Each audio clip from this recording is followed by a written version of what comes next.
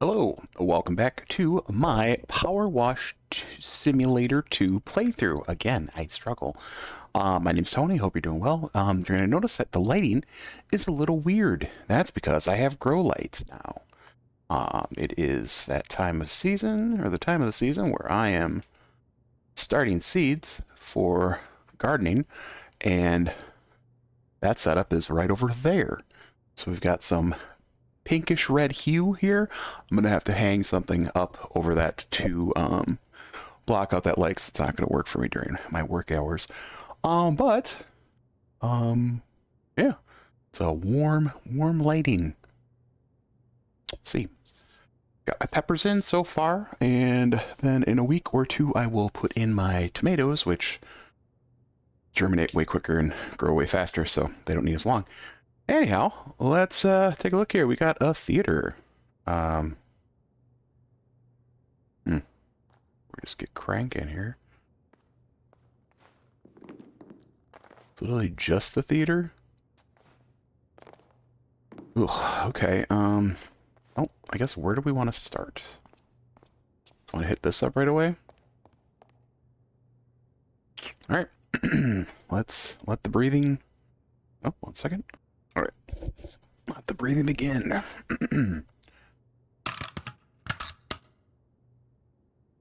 Wonder, would it be weird if I listened to a podcast in the background?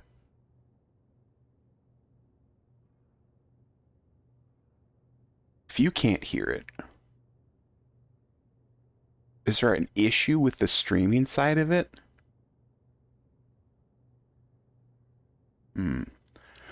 That's something I'm curious about. Okay, so what we're going to be doing is, because this game has no background noise, I mean, no music, and because it's boring for me to not listen to something, and because if I'm going to play something, I want you to hear it too, and I'm not going to listen to music because I know the copyright issues with that. I'm going to listen to a podcast. I'm going to kill two birds with one stone here. The episode that I'm currently listening to, or the podcast, is Blocked and Reported. Episode 300 just came out a couple days ago, and the guest is Pamela Paul. Wait, right? Is that right? Check.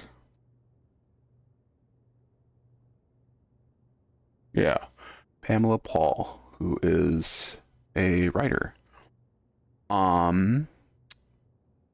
Yeah, so that's that. I'll link to the episode in the description if you want to check it out. I figure, fuck it, this is a great way to do this, and I don't think there's going to be a copyright claim because it's a podcast, so we'll find out. But it'll have a separate track, so yeah. So let's hit play. It's mid podcast, so tough shit. Go back and get it if you want the full thing. Hit play. But several of them were contributors to the book review. There the time I was there. So we go. Surprising. Really? Yeah. Oh yeah. The ones who were lost, as the headline put it, they contributed. All right. Or like writing the reviews of the lost people. So you know. And then the other interesting thing to point out is I use this music that my predecessor, Sam House, used, and I think he pulls out of thin air, but I will continue with that very accurate methodology and say that about 1% of books published in any given year in American non-included self-published works are reviewed as behaviors in the New York Times. And that is simply a matter of... That sounds high. I'm surprised it's 1%. I would have thought lower. I'm sure it's lower. Totally. That made up statistic sounds fake. I'm sure it's fake. Yeah, don't trust the New York Times with this. Or white men. Yeah, or the Karens. But in any case, very few books are reviewed at all. So there were many white people whose books were ignored. There were black people. There were indigenous writers. There were writers of poetry. We used to say at the book review. So now I can even talk less. There was like a thing, like a note that went out to anyone who wrote to books at nytimes.com. When I was there, I read every single one of those emails, which takes a lot of time. But there was a note that would say, like, we do not consider... If you've been following me this week, or up until today, I have had a back twinge situation go on. It's been happening for about a week. That's And annoying. like Foot's and some going of back it, to yes, hurting can again. get quite So I breakable tweaked before that again, so I'm tossing being down careful. into I hate my body. recycling bin. I But hate what I've it's done there to was my only so body. much time and space. So this is the reason why, That's the thing. frankly, And I'm trying to in rectify that now. that conversation, But, why there are so few book reviews it anymore. sucks. I mean, I think there's only It's one self-imposed. newspaper book review. It's more Like complicated than that, full but... staff now at the Washington Post. And I'm not looking for Book sympathy. all It's the just a matter of, time, like, and that's fucking and blows. supposed to be If you're younger than me and you're heavy, labor intensive. do something And I know that now. you no longer look at every book published Try to lose weight. anymore. I think that that was a careful It's a struggle. policy It's a change fucking after I struggle left. every But fucking when day, I was but, like, there, we did. try. Like, the idea You'll be was better that for it. whereas other news outlets Won't were solve all your cherry-picking, problems, just, but it reading a will book and saying, we want to do this, we want to do this. Like, be we were very actually doing work beneficial. going through all those books, and it is a lot of work. Yeah. Well, I just want to ask you, like, more broadly about, I don't, about not becoming a weirdo, because I think you've done a good job not becoming a weirdo. I don't want to become a weirdo, but Wait, how do we define a weirdo? well, Why am I not in this group? stay tuned. I will define it. It has to be a little bit frustrating when you read the actual text of your piece about using the word woman to years later, see this described as an explicitly anti-trans essay. Now, I just want to get a feel for the piece. I'm going to read a little bit from it. Planned Parenthood, once a stalwart defender of women's rights, omits the word women from its homepage. Narrow pro-choice America has used birthing people in lieu of women. The American Civil Liberties Union, a longtime defender of women's rights, last month tweeted its outrage over the possible overturning of Roe v. Wade as a threat to several groups. Quote, Black, Indigenous, and other people of color, the LGBTQ community, immigrants, young people, end quote. Obviously, one group is missing that. Those who are affected by the overturning of Roe v. Wade. So the way I see this, and look, we're obviously on the same page here, but like these major, powerful liberal groups decided to change how they talk about the world and decided to not use women anymore. And you critique that, which is certainly like you're allowed to do that, and that gets portrayed as somehow anti-trans.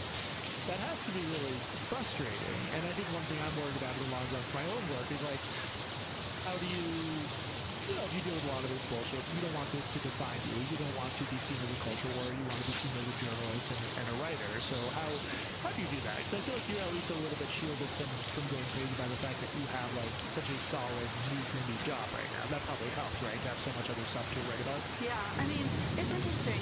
I had, you know, as I said earlier, like I started off with writing for The Economist in the 90s and then wrote largely for Time Magazine. I've written for places like The Washington Post and The Atlantic and Vogue, weirdly always about like incredibly horrible health conditions like staph infections. I don't think they do that work now, but I wrote those kind of stories for them and for the New York Times Magazine, etc. It's interesting that you would think that that sort of would stay with you and people would be like, well, you know, like maybe she did some reporting and worked here. I think that the world has turned into it just doesn't matter. It's like whatever you did in the last 5 minutes. And I think of like, there's this, in the book Just Mercy by Brian Stevenson, it's a great book, which is arguing it's against the death penalty, and he talks about death row inmates, and what he says is, like, he has this saying, it's like, you are not the worst thing you have ever done. And I think of like that has become like, you're not the last thing you have ever done. And in an attention deficit internet world, like it is about the last thing that you have done. And like so many of the conversations that you and Katie have about like some horrible thing that happened, that someone tweeted or skeeted or whatever, even people who have like impeccable progressive bona fides, nonetheless, like all of that disappears, and you're just the last horrible thing that you did. Or like someone like James Bennett, was judged by the Tom Cotton essay and not judged by, for example, being the person who had hired Ta-Nehisi Coates at the Atlantic. So I think that it's just trying to like hope that some kind of sober, long view reality persists. But I think, this is a challenge not just for people like you and me, but it's just a challenge for the media and for truth in general, that like nobody, the long-term, like, that's satisfying that it's working. Disappeared from our mental horizons. I mean, we're so bombarded by things that it doesn't, for the people that got upset about that one particular column that I wrote while I was in the opinion column at the New York Times, like, it didn't matter anything that had actually occurred before. Like, the people who had written that LibHub thing, it doesn't matter that the facts and history completely belie their thesis. It's more like, I am just so, and the other thing I found so crazy about it is, like, guys, you're so upset about this? Like, move on. One of the things that helped me keep my sanity when I was at the book review was that, while Santana House was there, and he hired me as a children's book editor when I came on, he was in the hot seat. And, like, the thing he was attacked about most frequently was not having enough women reviewers and books by women. I have to move, so it And, sucks. the second he left, like, nobody dug him Two back out things, of the too. wilderness, and said, like, and just sort of One that's continued chronic to harp and on it. annoying, Like, and he was in the hot seat, going for ages. This is why you're here, right? and For, I like, figured, old man talks about certainly pain. while I was there, any criticism that was directed at me, and for the record, like, It's annoying. It's so annoying. that the criticism always would come at me. Like, no one would know who the editor was who had actually assigned a review that pissed someone off, or who the fact checker was, or whatever. Like, we deliberately didn't make those their identities public. And now it's a little harder, like, with everyone being on Instagram Reels, and, like, their faces are all out there and their personalities. But, like, at that time, Oh, they were shit. behind the scenes, and whatever arrows were flung at the book review, like, Oh, dogs are growling. the person who was there. But it Garbage didn't people bother must be me, here. because I knew it wasn't about me. It was just like whoever was in that seat took the incoming, and I knew it wasn't personal. Take a look, So see I'm not missing anything. that, like, I don't know, part of me feels like, God, don't you have something fresh to be upset about? Like, find something new. Surely there are other causes for outrage. No, I think just whatever the New York Times is doing is the most important thing. Okay, cool. And I don't see doing this, recording or listening to a podcast, for any other game outside of something like this. Now, if, like, I was playing WoW, which I'm never going to probably play again, but if I was, and I was just, like, farming stuff, totally do the same thing, because that's what I would do when I play that game. But if I was recording it, which would be kind of dumb for that, I would have to, just to keep my sanity. I was assigning it rather than another editor. The book review is, again, I felt like And now thinking about this a little bit more, it's a great situation or opportunity to be able to share podcasts that I like and that you might not be aware of. And if you're into podcasts, check it out until this becomes a problem, if it becomes a problem. Whatever. So the other thing is that it was a very hard book to assign because there were, one of the things we tried hard to do at the book review was to find someone who we felt like would give a book an honest assessment and not apply a particular ideological lens, certainly not a personal animus or personal relationship. We're sorry you were unable to find someone like that. No. Instead we had to, slum it. But also someone who might have some expertise and someone who hadn't staked out a position on it. And so, like, on an issue like transgender rights and transgender issues, like, that's really hard. Like, people are either on one side or the other, or they're staying quiet. And that, frankly, was the majority. And so I will confess here, and don't take this as the wrong way, Jesse, because I never would say this publicly otherwise, because lots of times our first choice reviewers and, have said no, and our second choice and third choice, and then we would get someone who was our fifth choice, and they did a fantastic job.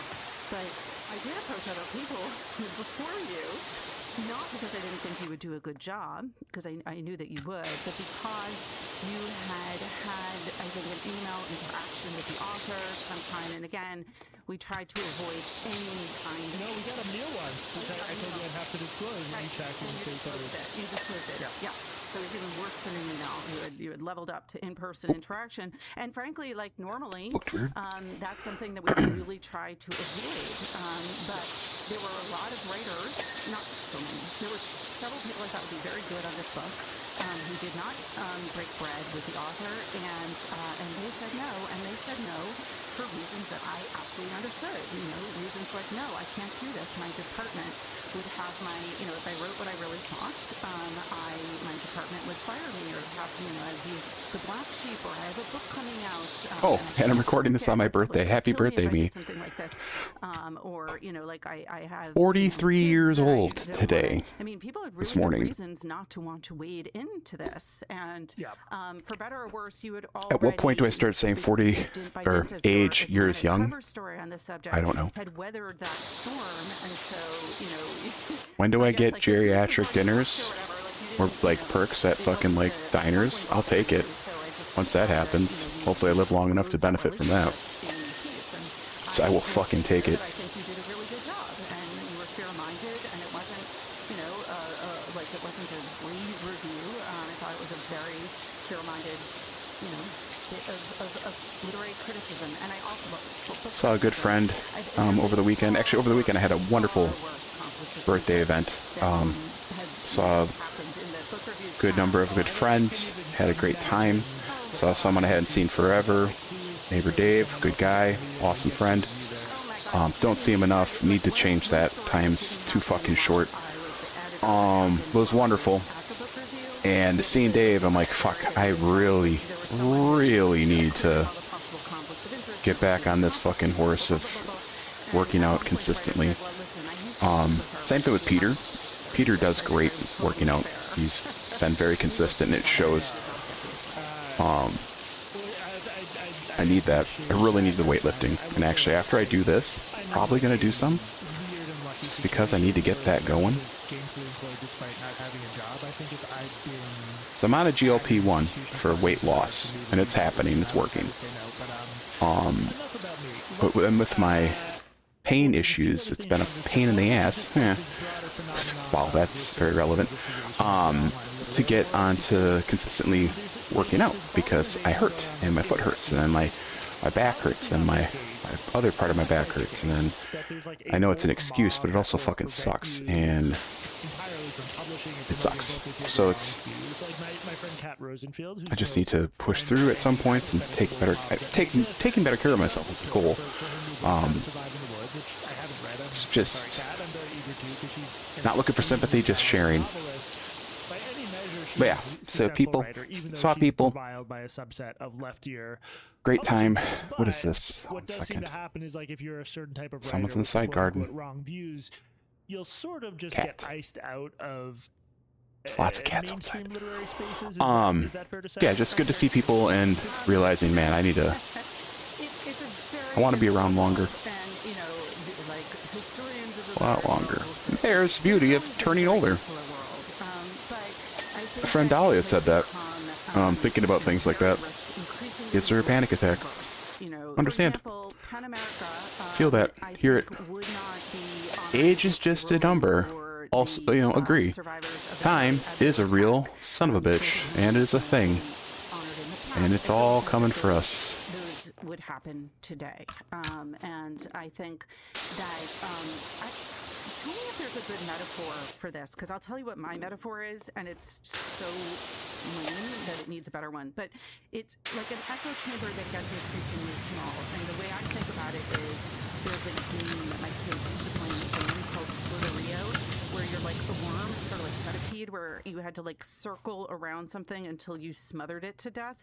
And so like the worm, like, that's a dark game for a kid to play. Yeah, no, death, destruction, warfare. There were no guns. Yeah. It was just strangling, smothering worms. But until like the circle just got so small that you crushed the thing to death. And when I think about the literary world, I think of it that way. Like it is to ever increasing degrees excluding in the name of inclusion in a way that I find like self-defeating, paradoxical, and also frankly financially ruinous for an industry that already faces threats from things like jump around. You can do a lot of other things in your spare time rather than read books, and to AI. So I feel like we don't need this on top of everything. I do not have a better metaphor. But interesting because, like, okay, so I heard you on Sarah Hepple and Nancy Rodman's podcast, Smoking If You Got 'Em. We'll link to it in the show notes. You mentioned how J.K. Rowling's latest mystery novel, like Robert Galbraith, was just completely ignored by American outlets. You said, quote, "You cannot I'm waiting for that culture out of book to existence." come off hold at the J.K. Rowling library. slash Robert Galbraith, they'll be fine. But it's this weird situation where they have huge numbers of fans.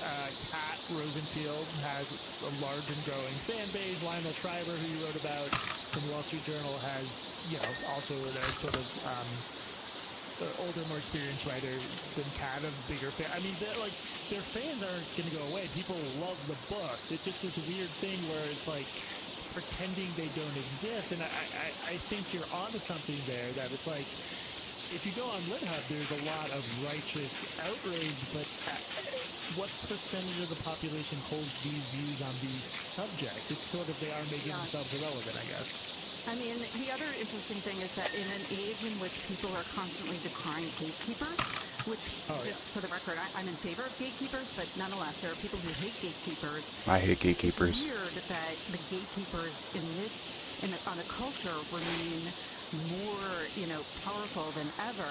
They're just, and yet. No, I hate gatekeeping. Of that inherent contradiction. I guess it depends on what you're talking about for gatekeepers. Are we going to have a situation Like in this case, like a publication's a gatekeeper to what's being written and put out on their magazine or their paper. That's fine. But people gatekeeping things like punk rock, that's a thing I don't like gatekeeping. Gatekeeping video games, like you're not playing the right you're not playing a game the right way, you're not doing it right. Fuck off. Shut up. Do it yourself, care about your own self, fucking keep it to yourself. So, gatekeeping is a problem I have. And even that's complicated. It is absolutely true that certainly when I was at the book review and in other conversations I've had with people in publishing, if you were a straight white male for a very long time coming out and wanting to be in the literary world, it was almost impossible to get any kind of foothold in the industry. Now, weirdly, I did hear from someone who did hire in publishing within the last couple of years an assistant who was a straight white male and could make the argument, look, there are none in the entire department, so like this would actually be diversity, and manage to get it through. But I'm not like anti-diversity anything, but what we have to be aware of what you mean when you talk about diversity, and I've always thought about it in the broadest possible way, which includes, viewpoint diversity, which has now become like it now has a bad smell, because I think like someone in the Trump administration. I have a friend who is of that. Like if you ever proposed the idea that a white guy, and I don't care, or ideological diversity, or just life experience diversity, guy wouldn't be getting representation. That were underrepresented in the book review when I was there, whether it was like military and former military views. I just need to hold on one second. I need to make sure Western writers, like, that I heard that right. Because I think they're in the entire department, so like this would actually hold in the industry. Now, weirdly, I did hear from someone who did hire in publishing within the last couple of years an assistant who was a straight white male and could make the argument, look, there are none in the entire department, so like this would actually be diversity, and manage to get it through. But she or they heard that, they would lose their shit. But technically speaking, like she just said, it worked because of that situation. They were literally a diversity hire in that case. Or they would be a minority in a sense based on the rest of the body. Which is interesting. But that's the literal case or literal meaning of it, or literal definition of it, I guess. Yeah, or ideological diversity, which is life experience diversity. There were lots of points of view that were underrepresented in the book review when I was there, whether it was like military and former military views, rural writers, southern writers, western writers. Like there was one of the forms of diversity that I was attentive to was geographic diversity, like more international coverage, just more like other parts of America than, where you are over there in California these days and where I am here in New York. So just final thing I wanted to discuss, this gets directly to that question of the people who are on the 20% side of an 80-20 issue and how much influence they have. My old publication, New York Magazine, last year ran a piece by Pulitzer Prize-winning literary critic Andrea Long-Chu. Goodbye, Pamela Paul. The contrarian columnist showed us the intolerable side of liberalism. This has been nominated for an American Society of Magazine Editors Award, the ASMEs. They're a very big deal, right? They're sort of the Oscars of nerdy magazine writing. Yes. So, Chu is sort of... she's our leading literary critic here, and I'm sort of talking about her with one hand tied behind my back because I don't know anything about literature, and I can't really judge her as a literary critic. I think this excerpt from the New Yorker piece sums her style up nicely. In 2023, Chu was awarded the Pulitzer Prize for criticism, quote, for book reviews that scrutinize authors as well as their books, end quote. Another way to put this is that she is less interested in the formal intricacies of literature than in bullying those who create it. Quote, why shouldn't a book review be personal? She asked in the party, a collection of essays. It is my understanding that persons are where books come from. Her reviews are assuredly pedantic, body, bouncy, propulsive, and so fun to read that you lose track of how disproportionate their punishment is to the crime. As Chu puts it, quote, viciousness is the attack dog who is not eaten in 3 days. Cruelty is the person calmly holding the leash. These days I aim for cruelty. So look, she doesn't like me. She's mentioned me. She has put her cards on the table. Yeah. What was it like just to be, the focus of this essay? And we can get into some of the details if you want to. Well, it was frankly kind of surprising because, I grew up reading New York Magazine. Some of my favorite writers have written for New York Magazine. They published a few things and made a few editorial decisions maybe 3 or 4 years ago that had me unsubscribed from them for the first time since I was a teenager. So that felt like... What made you unsubscribe? Oh, God. That'll turn into a whole long tangent. What's the drama? You want the drama? No, let's not go there. It's they were specific things. You know how good a journalist I am because it's just like, keep up. In any case, that is interesting that someone like you who's like at the center of this world chose to unsubscribe to your magazine. And I should just say I'm no longer I was a subscriber. I'm not a sub now. I can't do it. Yeah, what were your reasons? The complete hollowing out of anyone who just provides sort of a different perspective. I'm thinking of Andrew Sullivan and Jonathan Chait. Yeah. So there's Jonathan Chait left of his own volition. I can't remember. I think Sullivan was sort of... Yes. I don't know Sullivan was pushed out. Chait, I don't know the backstory. If I had to guess, gun to head, there's a reason he moved to the Atlantic, including this ridiculous getting dragged over nothing publicly by one of his own fact checkers. They just they've become a little bit of a basket case, and increasingly on the one issue where I feel I can judge, which is the gender medicine stuff, post Sullivan and post Chait, the stuff they've written has just been unconscionably bad, including Andrea Long-Chu's cover story that I think we probably won't have time to get into. But yeah, I sort of one where she wanted children to be able to change genders at will, regardless of their parents. Or regardless of their mental health problems, and where she never gets around to actually arguing why. It was sort of. Oh man, there's so many different roads we could go down now. I found that to be. Oh, I know. Let's stick to the path. Let's stay on the. Yeah, exactly. The path. That's good marketing for your book. I sort of feel like I'm reading a bunch of writers who, not me personally, but people like me, just sort of loathe people like me, and that's I don't know, maybe that's narcissistic, because I don't want to pay people who despise liberals who keep shitting on lit. Is that dumb? Am I being immature? No. I think those are all fair criticisms and observations. I do think that for something to call itself a journalistic outlet, they do need to be open-minded, curious, and interested in pursuing the truth, even when the truth is unfavorable to their own deeply held beliefs. And by that measure, I don't think New York Magazine is journalistic anymore. And then, I don't know, it's just not. They still have good people and good articles, of course. This isn't like a blanket, Yeah, right? no, I mean, I like their product recommendations are fun and stuff. But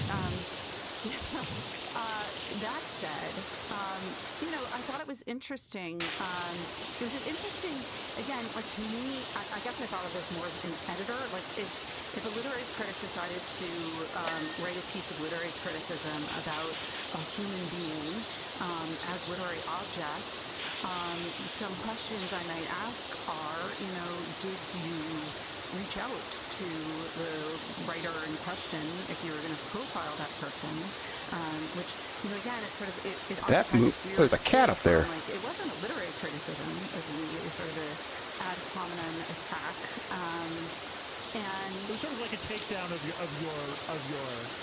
project. Yeah, I mean, of my quote unquote my project, I feel like we need like several quote marks around it, because what I found like most interesting about it, and I should say, like, I cannot get into Andrea Longchu's head. I cannot imagine what her thinking was on this, and I wouldn't dare do that because she clearly didn't do that for me.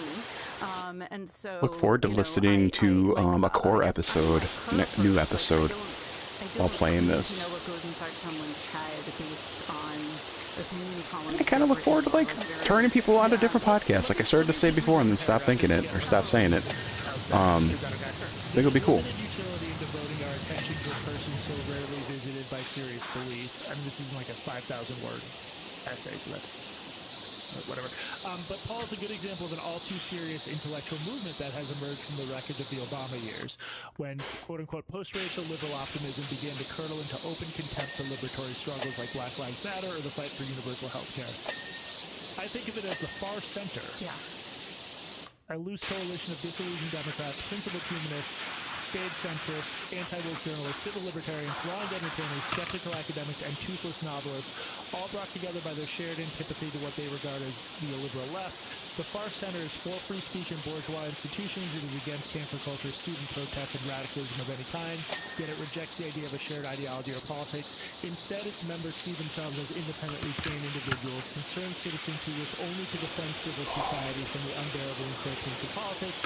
So the far center is liberal in that its highest value is freedom, but it is also reactionary in that its vision of freedom lacks any corresponding vision of justice. I mean, is there any of this that rings a bell for you, or do you think this is just purely sort of ad hominem or what? No, I mean, I thought it was very creative. And she sold a book deal off it called The Bar Center. So I think maybe that was the primary function. Wait, really? Yes. The Bar Center is going to be a book? It's going to be a book, yeah. So again, this is my Tour de Rio metaphor at work. This is delivering what a certain group of people want. And let me just put my chips on the table in one sense. And we're getting into like territory where we both have a little bit. I have a little bit of resentment. She's like, I think she like is dishonest in how she portrays writing. But I'll put some chips on the table. The Far Center is like a too online person's vision of a clever idea.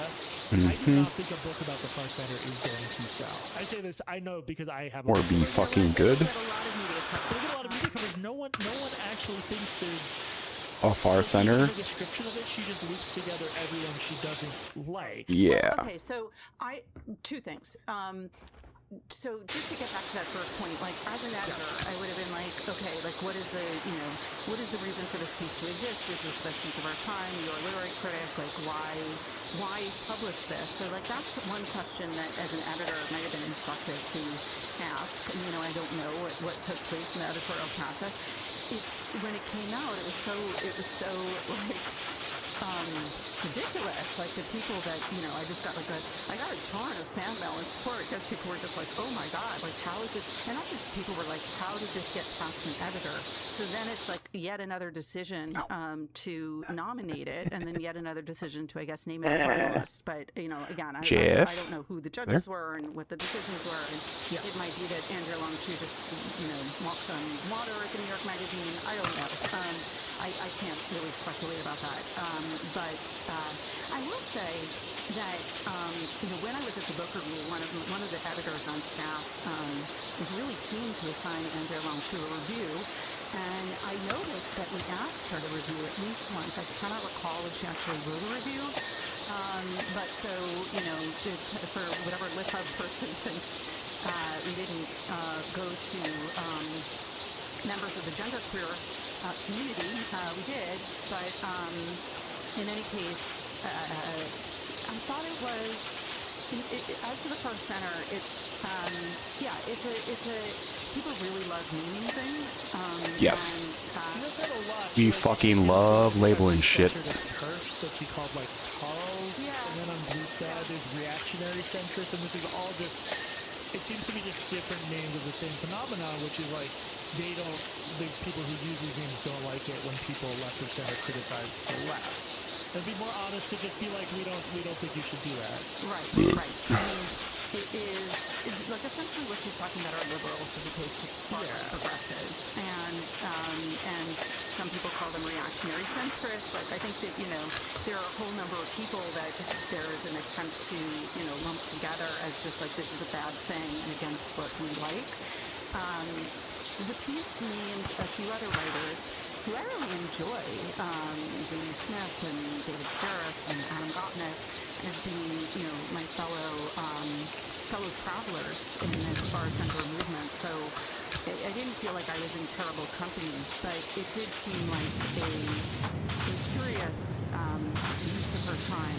And I also thought, you know, I had actually been open to the idea that, like, maybe she's a really good book critic. As I said, like, when I was the editor, I know we tried to assign it to her at the book review, but it makes me then doubt her capacity. Is she's so incapable of reading a person and their ideas, because the character she wrote about was, like, bore no resemblance whatsoever to either me or my politics or my convictions or my methods. But it made me doubt her book criticism. So I was like, wow, like It's like when you hear an expert or like, what does that mean for her book review? you hear someone on a show or just in general talking about something you know about, like you're a professional in, and they're fully off topic, or like they're coming in from a completely not necessarily wrong but not fully right perspective, and then you have to then question everything that they talk about, because if they got that thing wrong that you knew a lot about, then what are they getting wrong about things you don't know about? Really, that goes for anything, I guess. You shouldn't just assume that someone is an expert all the time.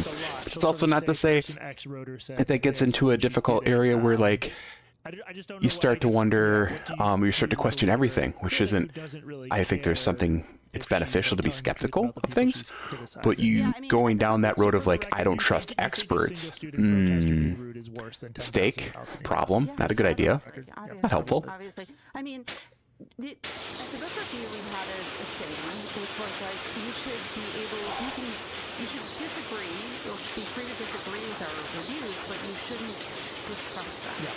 And so for that reason, we were really rigorous about fact-checking, because if you got the tiniest thing wrong, like if you said someone was holding a red umbrella, but it was a chartreuse umbrella, then, you know, the author and any reader can say, like, well, this reviewer clearly didn't even read the book if they can't get the color of the umbrella right. So I guess, like, New York Magazine maybe let go of its fact-checking staff, or you know, there just, like, it might not have been, you know, there just might not have been a desire really to check it against the facts. But it's, you know, I think Andrea Longshoe is can be a very stylish writer. She came up with a lot of really fun and interesting metaphors for me. Like, there was one that really had like an earthworm, and I was like, wow, that's so, you know, it's so interesting to read about this so-called Pamela Paul character written about in this way, but it didn't, like, in terms of bearing any connection to the truth, like that I didn't see. Okay. So we can do that review. Yeah, we can leave it at that. I want to leave also a little bit of time for our questions. You got time to answer a few of your questions? Bring them on.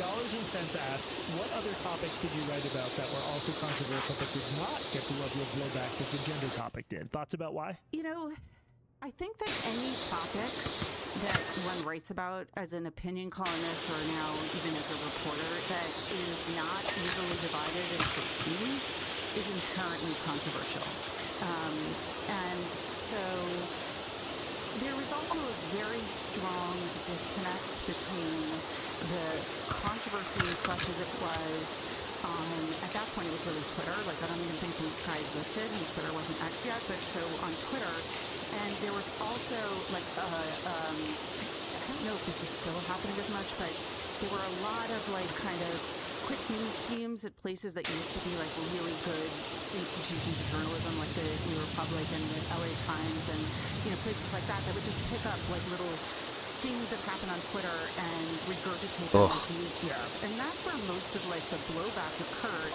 In real life, I got on any column that was controversial, the comments were, I would say, about 95% positive.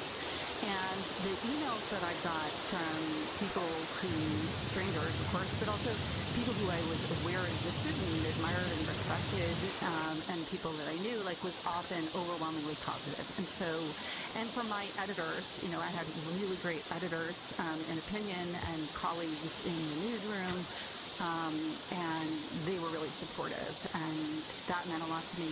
Before I became a columnist, I talked to another columnist, and he said, you know, don't pay attention to any of the noise, like, because that's just, like, that's going to happen no matter what. And I felt, as I talked about earlier, like, I felt like I had kind of gotten that from my experience at the book review, so I felt like I had a little bit of a thickened skin on that front. But he said, just pay attention to people who you really respect, because, like, one note like that from someone you really admire can mean a lot. And, like, for a column like the J.K. Rowling column, I heard from... This was the one where you defended her.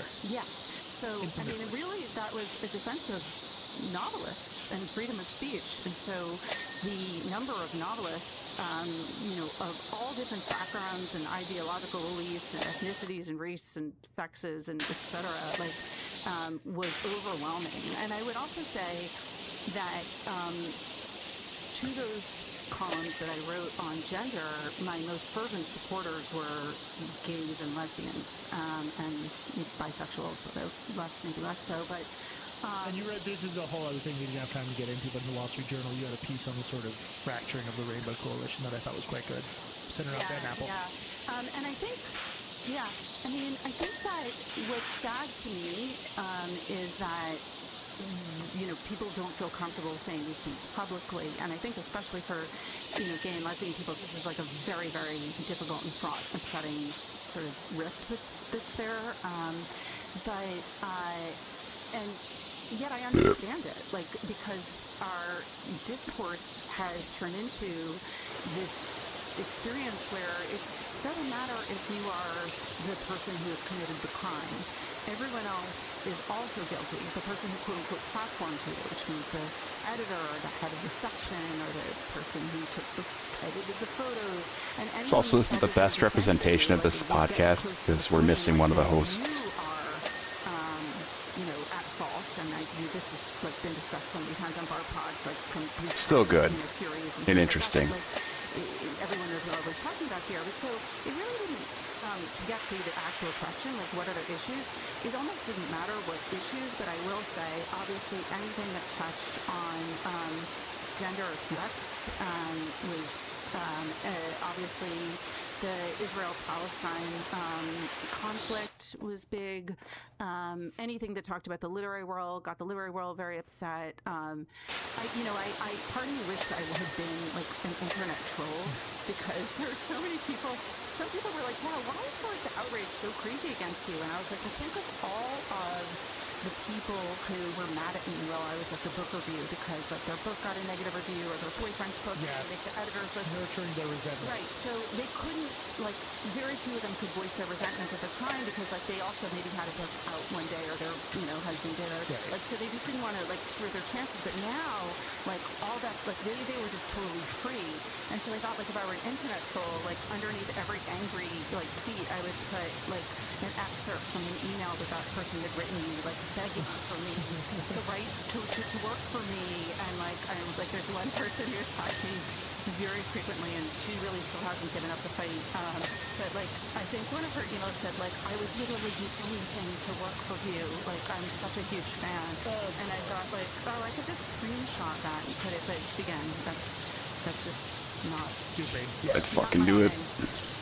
Catherine asks, am I out of my mind for trying to get a writing career going? To which Mashy responded, seconded with a request for a long answer. Oh, wow. I'll go a medium answer so we can get other questions. So I think that it is a very, anyone can write, and I actually think the barriers to entry are so much lower in a good way on the internet because of Substack and, you know, all the other assorted, I don't want to just call them out, but, you know, the various platforms and just frankly just hanging out a shingle and starting your own website. So like, you can write.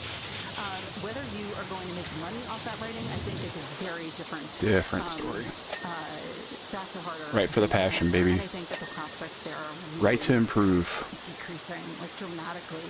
So, and it depresses and upsets me, but it's a reality. And I think, you know, I used to go, and I still do, speak to students of, you know, journalism school or fiction and nonfiction writing programs, and I usually say, like, first of all, just like don't rush. You know, go abroad, live somewhere else, get another experience. 2, specialize in something that's not covered that you think deserves coverage because and get your voice out there, whether it's in Substack or social media, whatever means podcast, so that you become the expert who is looking at, for That's example, good fucking advice. nursing shortages in under-resourced areas around the country, and then you are the go-to person, and you're reporting on that, and no one else is. I've heard it in other places, but it is good. Larger conversation, maybe getting a book going at some point, whatever other thing. And then thirdly, to have, like, go into nursing, because there's a nursing shortage, or, you know, have a day job, have a paying job, and think of this as your other thing. And I should say that, you know, my 20s, I spent, yes, living abroad in Thailand for a while, but also I worked on the business side in the media. I worked in new business development and strategy and marketing at places like Time Inc. and Scholastic and Turner, which, you know, is now part of Turner, Time Warner, Discovery, etc. Turner, Time Warner, Halliburton, Discovery, HBO. That's right, Active, right, Enron. And then I also worked in documentary film company. Like, I did those jobs, and I wrote my monthly Economist column on the side, and I did that for quite a long time, until I was 28, 29, and became a full-time writer. But that's my medium. I do not get invited to give as much advice as you do, but that bit about just finding a niche that is important that a million other people aren't doing, that's the most important thing by far. I mean, I spun my wheels in my 20s trying to write the same sort of like national political commentary everyone else did, which was a waste of time in part because I didn't know anything. Like, who am I? And the other thing I would say, not to, sorry, your story, but like reminiscence to an extent but the other thing I would say is focus on reporting. Yes, oh my God, so much. And that was a great part of why I wanted to move from opinion to the newsroom, because I think I would really like to get or see Jesse or Katie, the other host, talk to Justin Robert Young from Politics, and We're Not Wrong, because he's got a journo background.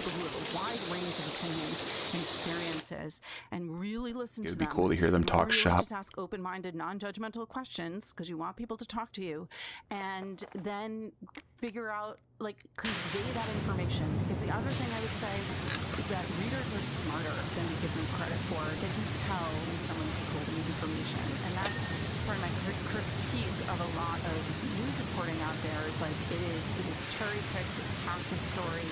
It's a story with a foregone conclusion, and even just going in and being like, hey, like, I don't know what's going on with the Indian reservation or what's happening in this small town that no longer has a single reporter covering local news.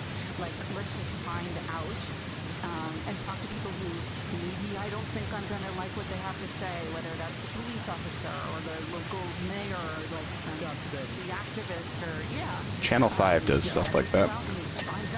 Just to try to squeeze in a couple more. Anna asked in part, NYT book review podcast was my favorite podcast before you left.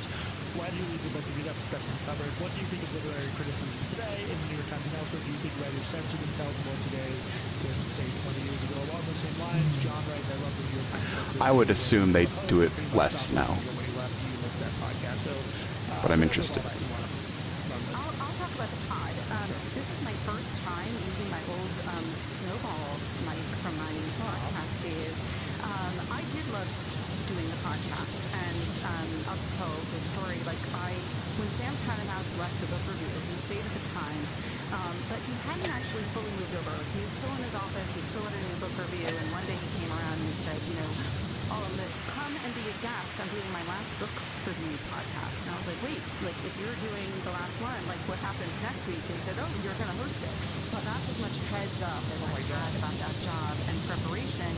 And the book review podcast is a weekly book review podcast in the actual literal sense in that I never took a single week off. So when I went on vacation, I pre-recorded and I did all of the episodes ahead of time. We didn't miss a single week in the 9 years I was there, except for the 3 weeks at the very beginning of the COVID lockdown, because I just had to get the equipment set up to do it remotely. And it turned out toward the end to be my favorite part of the job. And the reason for that is it was like being a reporter again. It was the one aspect of my job by the end that felt like what I had gotten into journalism for, which was to ask questions and hear people's stories, and driven by my own curiosity. And so it's hard to say that I miss it in that I still get to do that as a reporter for the Wall Street Journal.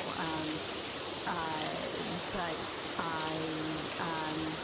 I enjoyed a lot of the conversations enormously, and you're at the point, Jesse, where you probably interviewed so many people and had so many conversations that you no longer remember. But I still meet people and they're like, oh my God, I love being on the podcast, and I have to just be like, oh God, I'm so sorry I don't remember this. I counted it out, and I think I interviewed roughly 900 authors during that period, because it was usually 2 authors an episode, and sometimes I tried to squeeze in 3.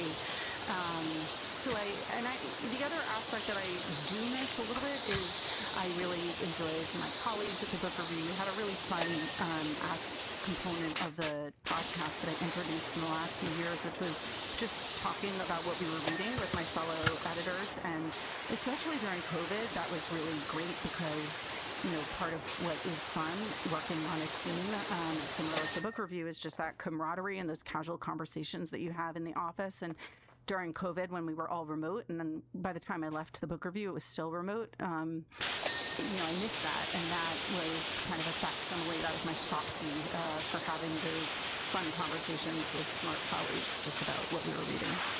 Here's a very refreshing palate cleanser from Jane. If you lived in a fantasy world free of culture wars, especially concerning literature, what would you want to spend your time on? What old or new books would you read?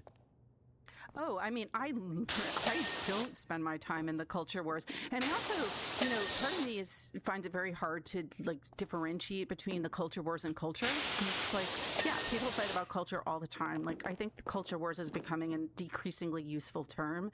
But I'm very selfish about my reading, and I will admit that even my entire time at the book review, I almost never read books for work. That again goes back to the insanity of the earlier mentioned LitHub, piece. I wasn't making the decisions. I didn't have to read those books. My extremely talented, very hardworking, and extraordinarily busy staff did that work. I was off to the side reading, Wilkie Collins novels and catching up on, I don't know, okay. I read for fun and interest and curiosity. So, I don't know. The last really fun book I read was a book called Eradication by Jonathan Miles. And a great reviewer for the book review. God, he reviewed for us. He was such a good critic. But it's a short novel called A Fable. The premise is a man is sent to an island in the Galapagos with a mission of eradicating, killing all the goats on the island because they're an invasive species in an effort to, encourage the now dying off population of native flora and fauna, and sort of looking at that moral conundrum. And then I read a book called No No Boy by John Osaka over the weekend, which is not a great novel, but it was just like interesting curiosity for me. It was about Japanese American youths, the second generation of immigrants who during World War II said no to two questions that they were asked while they were interned in the camps in the U.S., which was, would you renounce your loyalty to Japan and would you be willing to fight for the U.S.? And if they answered no to both, they were called no-no boys and they went to prison. And so this novel was a kind of fictional account of one of those people, what it was like coming back to Seattle after having gone through that experience. Anything else? Basically being looked down and shunned by everyone. So not a great novel, but to me, like a really interesting historical artifact of a less well-known story. And frankly, like I find reading about something like that just is completely out of the context of like whatever is happening on the internet at that moment to be interesting and more restorative. And like, you know, someone was asking me recently at lunch yesterday about like my thoughts on the Iran war, and my thoughts were what I really want to do is read the new Scott Anderson book, King of Kings. Like I prefer, you know, maybe this just marks me as like an old ski fogey person, which yes, I am on the inside, a very old man. But like that's what I want to do is read like a history book about an earlier period, like after all the heat has died down and people have kind of gathered the facts and assembled an interesting narrative. Which is, it's like it's sort of silly. People would accuse you of like doing something wrong for ignoring coverage of the war in favor of reading something else, but it's silly. You can't do anything about it. I'm obviously not against being informed, but like it's this weird idea that it's like there's valor in just obsessing over horrible or crazy things happening. And I don't know. As I get older, as my own internal old man tries to reach the surface, part of me is like, I don't need to be fully abreast of every miserable thing. Right. You can't stay on top of everything. No. You know, there was a really great David Sedaris essay in the New Yorker a while back, which I know I have wrong. I know I got it wrong, so I'm boulderizing it as I speak. But it was something like he was driving in France with a woman, and the woman says something like, there are 3 areas of life, and you can only pay attention to 2 of them. Oh my God. And he's like, well, what are the 3 areas? And she says, love, health, and work. And so he says, what have you given up? And she said, you know, work. And so, you know, he thinks about it and he's like, okay, I've given up on health. And, you know, I felt that way like when I was covering culture very actively. It was like, I can't pay attention to it all. So like dance is out, jazz is out, and you know, especially when you're a reporter and you're just like, I'm already working on like 10 stories at once right now. It's not to say that like I'm ignoring I read the news about Iran, but I'm not covering it, and so I don't need to be deeply immersed. I don't need to have an opinion. I feel like I can afford to. That's liberating to not need to have an opinion in the case. Yes, I can relax on that front for now. Other people full are episode, on that problem, and full level. Opinion I have, Oh yeah. A little bit of reporting. All right, I did let's on see that if we is got a not gonna fucking move the needle. picture here. Can I ask you the last question from a reader that you're gonna hate me for this, making this the last one? You want to end on a fun note? Well, just a complicated note. Your book, The Starter Marriage and the Future of Matrimony, was published more than 20 years ago in 2002. And Thanks for watching. Have yourself a great day. Since 2004. How Bye. would